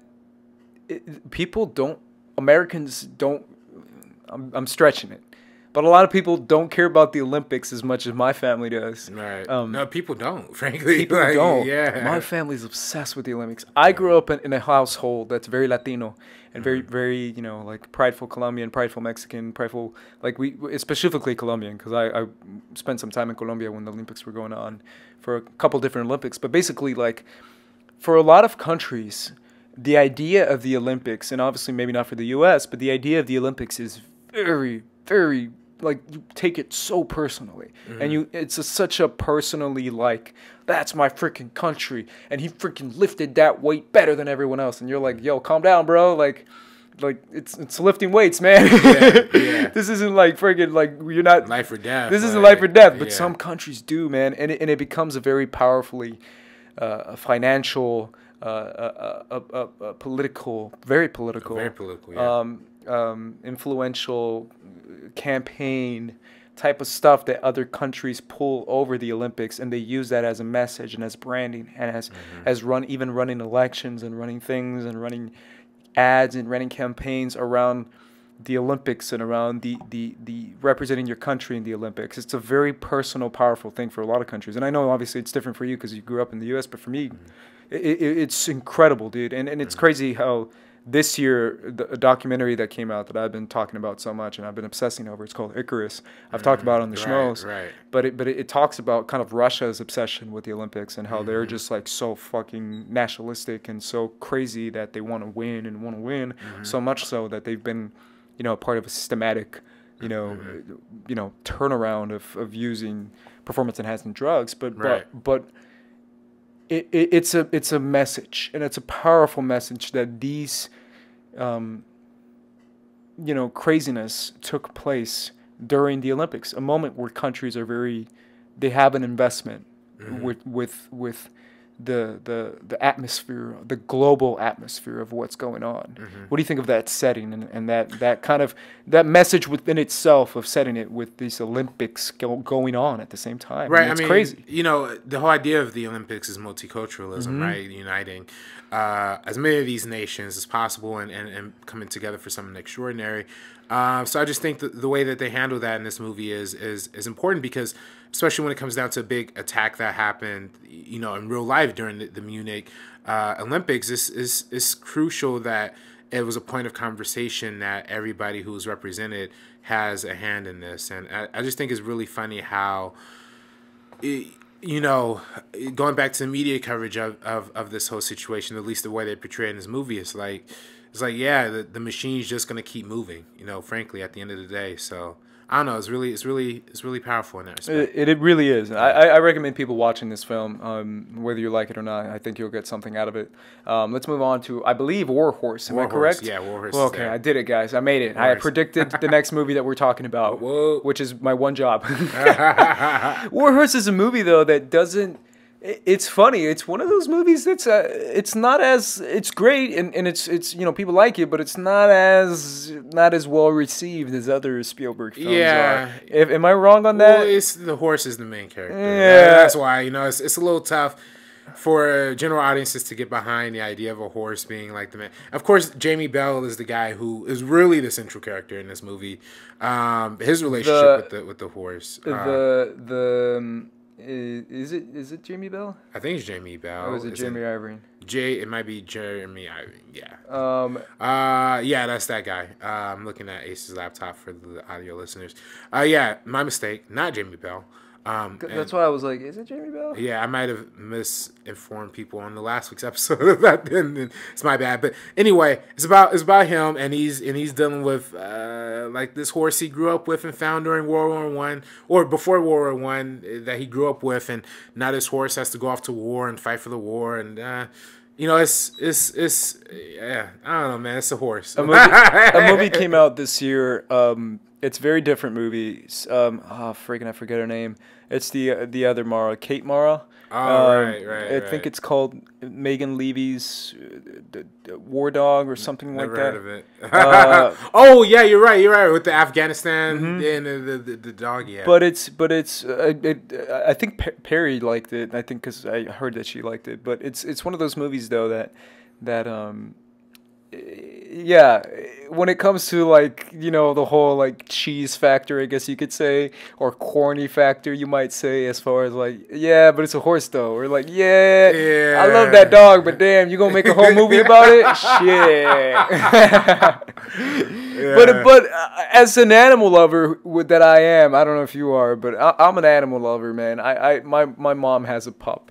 And her name is Cora, and she's you've met Cora. She's a beautiful, adorable, wonderful little dog that I adore, and obviously my mom adores her too. But it's crazy because I've felt that deep of an emotional connection with just a little bit of time that I spent with Cora, in a sense of like, man, I might just take a bullet for that damn dog. Like that's how much I love that dog. And seeing a creature that is that innocent suffer just obliterates you. It just destroys you in the sense of like a thought of that might destroy you. It almost like it's an innocent baby or an innocent child that you have to protect. So I get it. I get the point. Like there's a lot of horse lovers out there that there's a whole.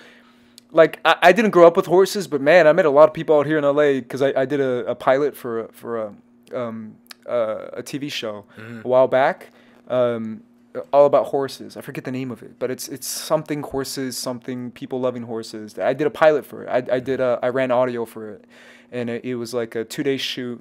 My buddy got me the gig, and I went out there, and I went out to the freaking, you know, fields and farms way out in, like, you know, north LA area.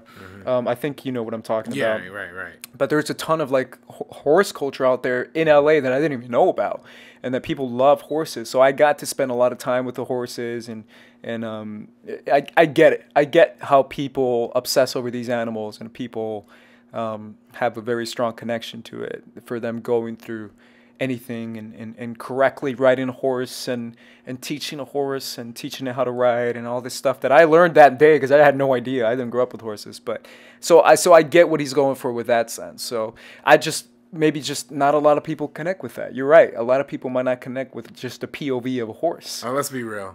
Is this the Best Picture nominee, man? Is this the Best Picture nominee though? I think it's beautiful. I think it's beautifully shot. Yeah. It's incredibly shot. Cinematography is badass. I'd even go as far as to say it's probably the best looking Steven Spielberg movie. It's one of them. It's definitely one of the best looking. Yeah. It's just, I don't know, man. It's a horse. But you know, it should be also said. I'm like trying to save this man. I'm trying so hard. Hey man, listen. I think one thing to add though is it is nice to see a movie.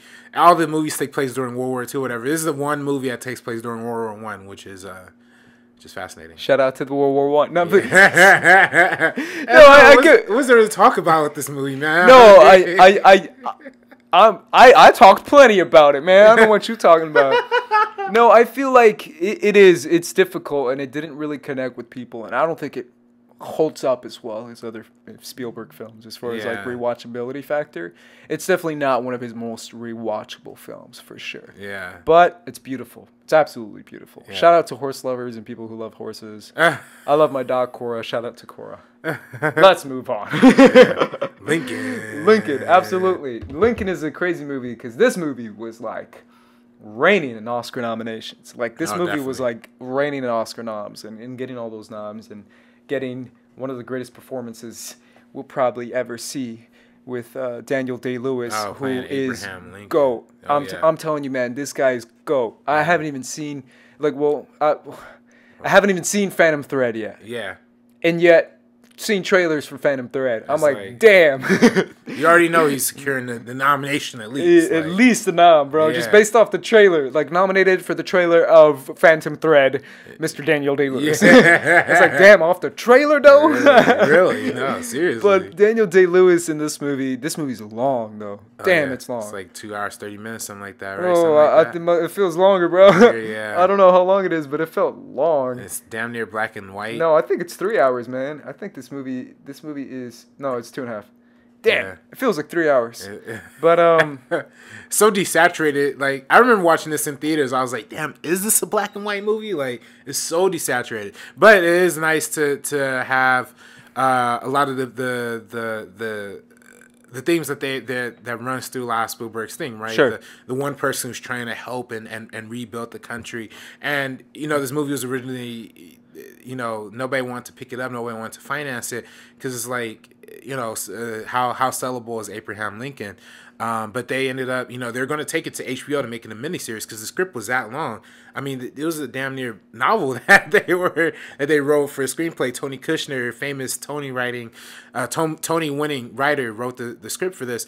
And, you can kind of tell it's written by a playwright on the fact that it was very stagey. It's very stagey. And the way that it's constructed. Mm-hmm. Yeah, but, I mean, I think if anything to take away from this movie is the performance, right? The performance of Daniel Day-Lewis. Sally Fields as JGL. Yeah. Shout out to JGL who plays the son, right? Am I right? Son, He's JGL. Yeah. Okay. He comes in for it's really like a couple scenes. Sure. But yeah, it's still nice to see him in something. You know. Did he collaborate with Spielberg before, or this is the first collaboration with Spielberg? It might have been, yeah. Yeah, it's only collaboration with Spielberg, I guess. But he's great in this movie, and so is everybody who surrounds this cast. Who's I forget his name, but that guy is I think he's dope, and I think he gets this Tommy guy. Lee Jones? No, David Strahan. Oh, right. That guy's dope. I love that guy. That guy pops up in a lot of like small roles, but he's still like a solid guy. Right. I freaking love that guy. But yeah, I mean, it really is like looking back at this movie, like rewatching part of it because it's a long. lot to get to. Yeah, rewatching part of it made me feel like, man, the legend of Lincoln is like something that's gonna go down in American history as like, yo, Lincoln's a legend, bro. Yeah, legend. And it's crazy because it's obviously an inside look into someone who observes American politics as much as they can, because American politics is American politics. But you and me, who observe American politics, you specifically, it's interesting getting an inside look at old American politics. Well, and Lincoln was a Republican. He was very Republican. And that's, I mean, the way Republicanism now is it's crazy. It's opposite, like a weird shift that it took, right? As far as Republican and Democratic. Yeah, after Lincoln's assassination and a lot of factors. I'm not going to go into it on this podcast, but a lot of factors end up shifting kind of the political gauge a little bit. But what Lincoln kind of represents is like the old school idea of politics, where like literally the president of the United States will have to go knocking on congressmen's doors to try and swing votes to abolish slavery and the Civil War that was happening. So it was literally, that's hand over fist politics happening right there. So it's really interesting look into all of that. So I think it's fascinating. It's also too like the craziness it must have been for Lincoln being the president of the U.S. during the Civil War. I mean, the Civil War, man, that's some history. It's big. That thing was crazy. Yeah. Like when you read about it and you hear about it, as far as like the type of wars that took place during that time and the type deadliest of like war in American history. Yeah, it's crazy. Like bodies on top of bodies on top of bodies. That's where I believe D.B. Pennywise and I forget the other guy's name from Game of Thrones. The Game of Thrones creators came up with the concept of Battle of the Bastards based on, I think, stories of the Civil War, because they said they read up on stories of it about how the bodies would stack up on each other and how they would keep fighting and kind of like fight on hills of people's bodies and just like, that sounds horrifying. It's incredibly horrifying. Yeah. And also the separation and the Confederacy's obsession with keeping slavery so much so that they're willing to go to war for it, right? And it's even though they know they're going to lose. Like, there was no way the South could have won that war. But it's again, and I think this movie utilizes that well. Really, the fight for the Civil War is initiated by slavery, right?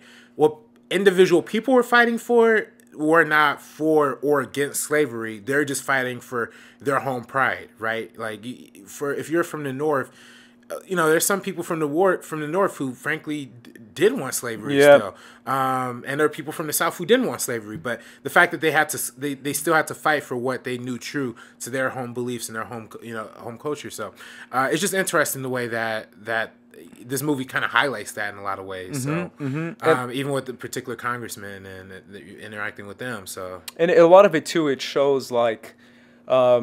Lincoln is known for being the tall president, the very strong president, the very intelligent president, but also like the theatricality of politics. And obviously we see that on the freaking 10th level with our current president. But how like even back then, being a powerful person able to put in certain amendments into place of the Constitution took some form of theatricality. Like the monologues that he would Lincoln had to do some big speeches and some big moments and get emotions out of people from his words and from his speeches.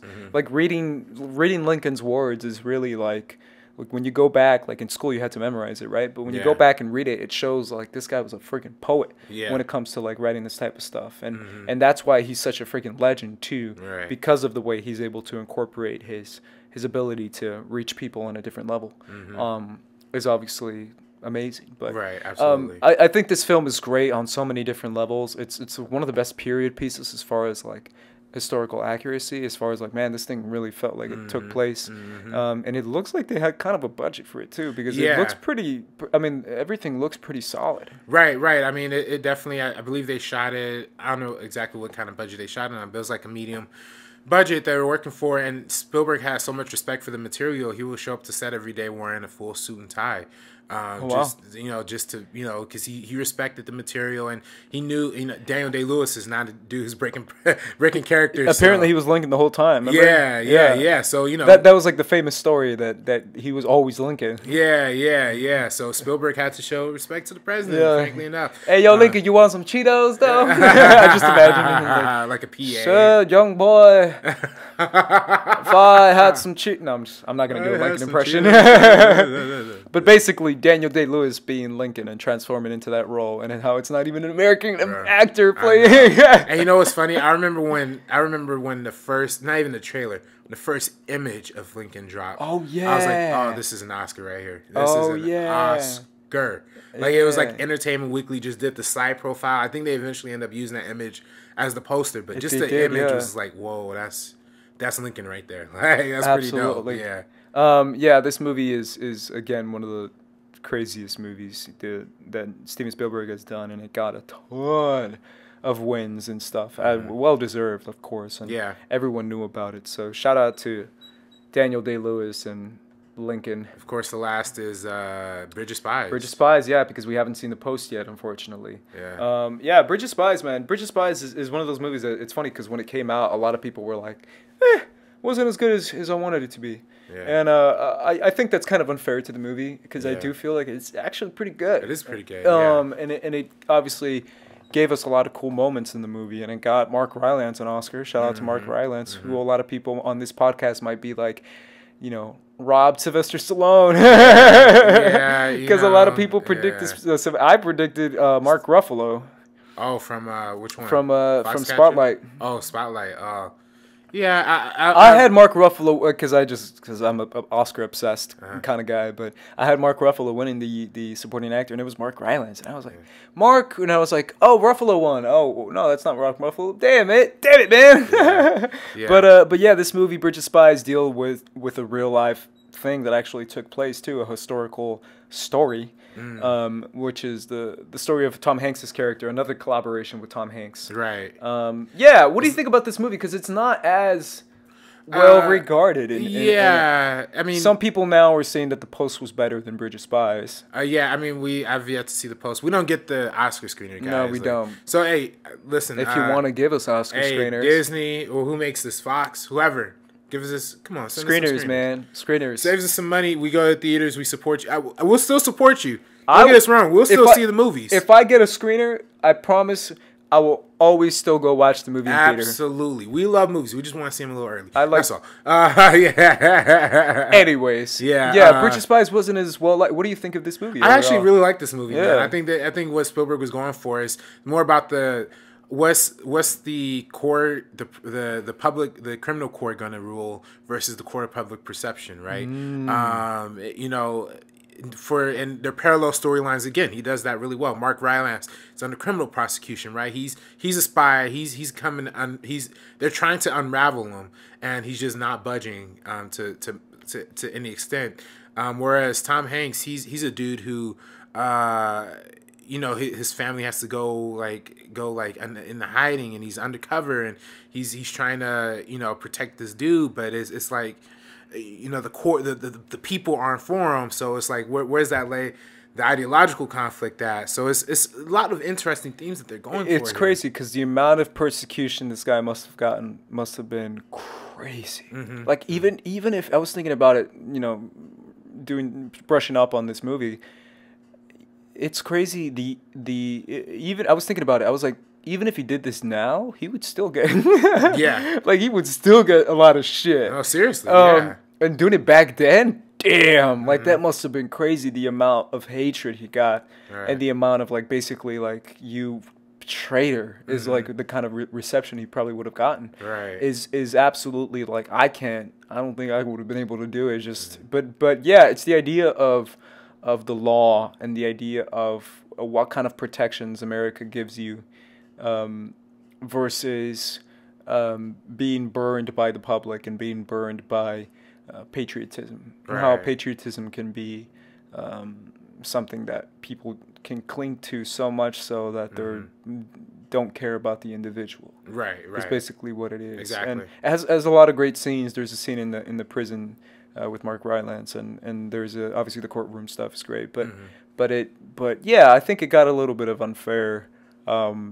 It's obviously not in the level of Lincoln or something like that, but it still is a very solid Spielberg movie that gives a lot to it. And it's an interesting period piece of that time period, because when you read up and when you watch some documentaries and when you watch some, you know, historical stuff of that period, man, like some people would have rather died than to accept any form of like communism or like anything red, or it was just crazy. Well, that's really crazy. You know, that's the bigger theme that you're going for in this movie, like the McCarthyism era of like, you know, the government blacklisting people and trying to find people who are potentially and even if you say a comment that sounds kind of like that, or even if you say something, it was just like crazy, man. The type of stuff that they were dealing with back then was pretty gnarly. Like that's why it's called like the Cold War, because in a sense it was still kind of a war that was going on. It was like a war against the people, essentially. You know, a war against ideology. And I think this movie really highlights that. And Mark Rylance, I mean,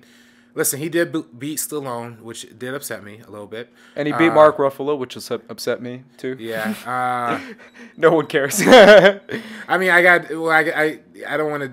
The Spotlight came out a long time ago. Spotlight is great, man. I don't know if he was the best performance in that though. I would have given that Oscar Liev to Schreiber. Liev Schreiber, yeah. I like Mark Ruffalo, but all right, whatever. Yeah. No, but I get where you're coming from. I like Creed was my favorite movie that year, so I'm with you on that. Yeah. I still felt like Michael B. Jordan kind of got. He got shafted. Yeah, he really did. Yeah. Fun fact, by the way, if Stallone would have won, it would have been the first time in Oscar history a white actor would have won an Oscar being directed by a black director. Oh, that's interesting. That would have been the first time to happen. Really? Yeah, because Fassbender didn't win for 12 Years a Slave. He was nominated, but he didn't win, did he? Nor Shame, yeah. No, he didn't. And the first time a black actor went under a black director was Denzel for Training Day. But any other, like no other, you know, that wouldn't have happened. So that would have been a piece of history nobody would have talked about, I think, but I just thought it was funny. No, that's kind of interesting for sure. Yeah, guys, that was our Bridge of Spies conversation. Let's see. Ended on Creed. let's read on any comments that you guys might have given us from last week. What would you say? Yeah, this is a comment that was kind of bold, but Tanashi says, "What do you think is Steven Spielberg's worst film, and what is his most underrated film?" Worst. I mean, I don't know about his worst. I actually might put Kingdom of the Crystal Skull up there as his worst. Really? It's that bad. It really is bad. 1941's not great. What was the other one? I haven't seen. To be fair, some we other didn't see ones. Always. So. I didn't see Always. That could be the worst. We just haven't seen. Underrated. You said Munich before. I did say Munich, and I'm gonna stick by Munich. I would say Munich is his underrated film. What about you? I don't know. I mean, that's a good question. Underrated. I mean, I don't know, because Catch Me If You Can is on near the top for me, and I just don't know if it's on the top for everybody else. But that'll be near the top for me, and I think that's a really good one.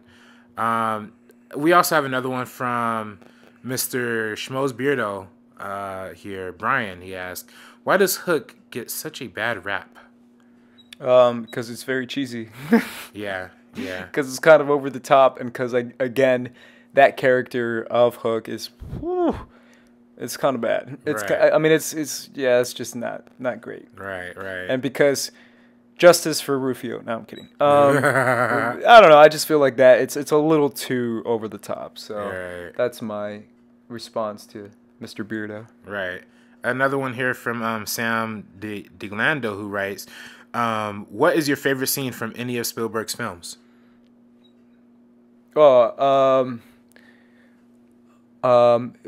Kitchen scene from Jurassic Park's up there. The rain scene from Jurassic Park's freaking up there. The cliff scene, the cliff scene from The Lost World is something that I would rewatch so many times as a kid because I was like, this is so incredible. Should we take the Saving Private Ryan off the table? The opening scene for that? Yeah. So that would probably be mine, but I think that's too easy. Yeah, I don't think that's too easy. I think that's just great. Yeah. I mean, Saving Private Ryan has a lot of good ones, with like the sniper scene we mentioned before. I would personally say Catch Me If You Can, where Frank and Tom Hanks' character, I always forget his name, but they meet up in that hotel room, or what is it? Not the the hotel room is a great scene too. I was gonna say like the check printing warehouse in France. Gotcha. Like that to me is, I mean, it's not, to me that's the best Leonardo DiCaprio acting. Like I think I've ever in any of his movies. Gotcha. Just in that scene. So that's probably you didn't like when he was grunting in The Revenant? When he was like, oh, cutting horses open like his goddamn Star Wars. I don't know. You know. A little crazy. Brian Fernandez says 2 questions for you guys. What is the worst Steven Spielberg movie? We kind of just answered that. And what is the most overrated Spielberg movie? Overrated. That's different from worst. Well, what's on his filmography that's like, what most people regard? Well, no, you know what?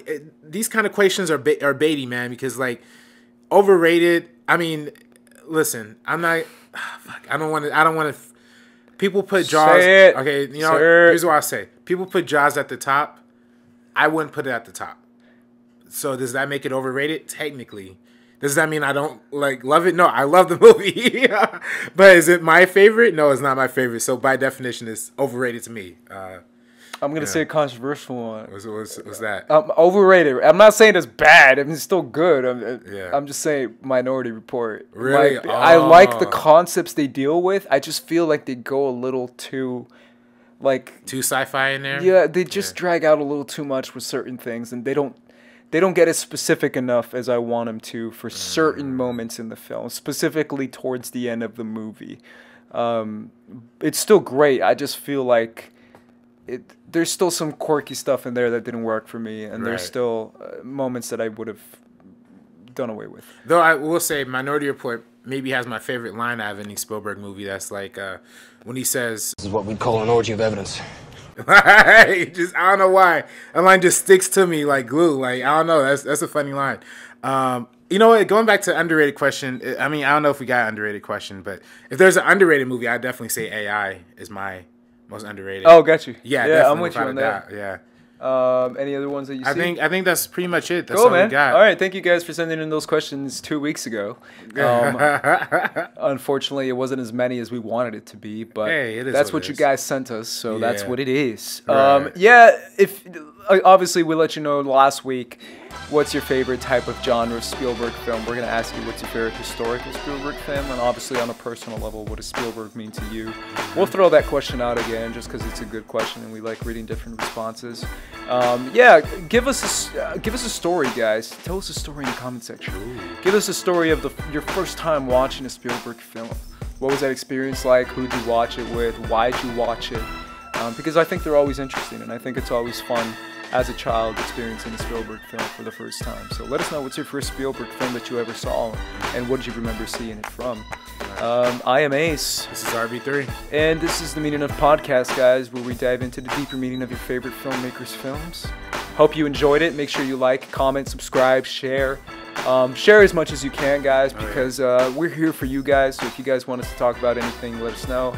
If you guys feel like we need to bring something up, let us know. Follow us on Twitter as well, because we're on there.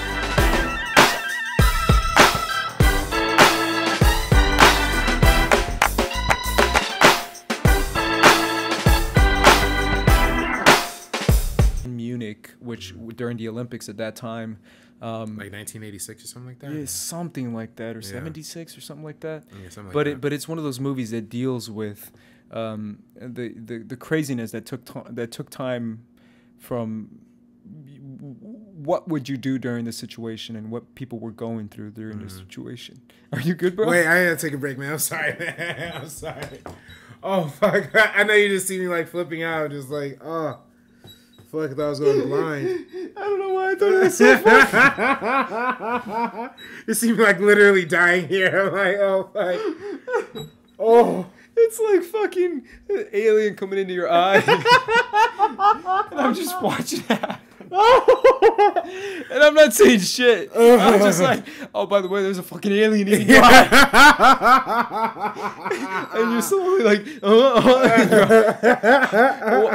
what is my face? Oh, yeah, by the way, dude, you don't have an eye. Fuck. Oh, fuck. What happened, dude? I don't know, man. I don't know what's happening. Did you have an allergic reaction, maybe? Nah, I don't know what it was. I don't know. It's probably like looking at lights for too long. My eye look fine now. Fuck, dude. Fuck. Yeah, you're good. You're good. Oh, man. Oh, fuck. Yeah, I don't know what that was about. Oh, man. I don't know why that made me laugh so fucking. I laughed because I let it go because it was like in my head. I'm like, do I fucking let it go there? Yeah, my eyes are like literally. What I do? I've been out. All right, you ready? Yeah. Let me clap again. And.